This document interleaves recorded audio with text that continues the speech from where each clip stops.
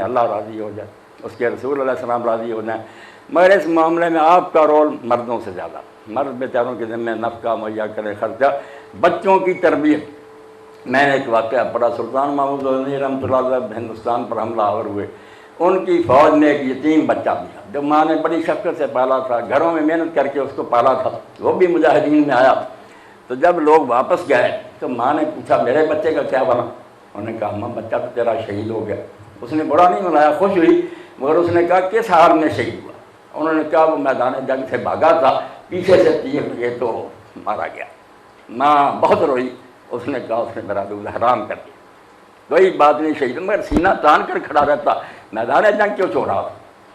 بات آہستہ آہستہ سلطان تک پہنچی، انہوں نے جب تحقیق کی تو بات غلط نکلی، ثابت یہی ہو کہ بچہ میدان سے بھاگا نہیں، ڈٹا تھا، سینے پر زخم کھائے۔ ماں نے سجدہ کیا کہ شکر ہے مجھ بیوہ کی لاج اس نے رکھی جیسے میرے بچے کو ہونا چاہیے تھا۔ آپ بچے تیار کر لیں تو یقین جانیں، جیسے اقبال کہتے ہیں بطول باش و پنا شاد حسین، یہ بے حیائی کا زمانہ جو ہے اس سے دور ہو جا، فاطمہ بن جا جس کا جنازہ بھی لوگوں نے نہ دیکھا، کہ درا غوث شبیر بگی، تاکہ تیری گود میں حسین آئے، ورنہ حرام دادے ہی آئیں گے، نہ تیرا ادب کریں گے، نہ دین کا کوئی خیال کریں گے۔ تو ماؤں کے بارے میں کہ وہ اپنے اندر دین پیدا کریں، اور یہ مہینہ پورا آپ دیکھتی ہیں قرآن مجید جب سورہ بقرہ میں روزے کا بیان کرتا، عموماً پہلی آیت پڑھی رخصت نے لعلکم تتقون، تاکہ تمہارے اندر تقویٰ پیدا ہو جائے۔ تقویٰ کیا؟ کہ خطرات سے بچنا، نقصان دہ شہر سے بچ بچ کر چلتے رہنا، راستے میں بڑے خطرات ہیں، گمراہی کے امکان ہیں، کھڈے ہیں،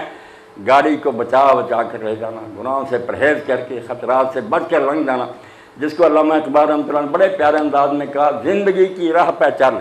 لیکن ذرا بچ بچ کے چل، یوں سمجھ لے کوئی مینا خانہ بار دوش ہے، کندھوں پر شیشوں کا جیسے ٹوکرا ہوتا ہے نا، آدمی آوارگی نہیں کر سکتا، بڑی احتیاط سے چلتا، زندگی کا سفر کرو، ترقی کرو، آسمانوں تک پہنچو، دین کو کیس راہ نہیں، مگر بچ بچ غلط راستوں سے بچنا، تباہی میں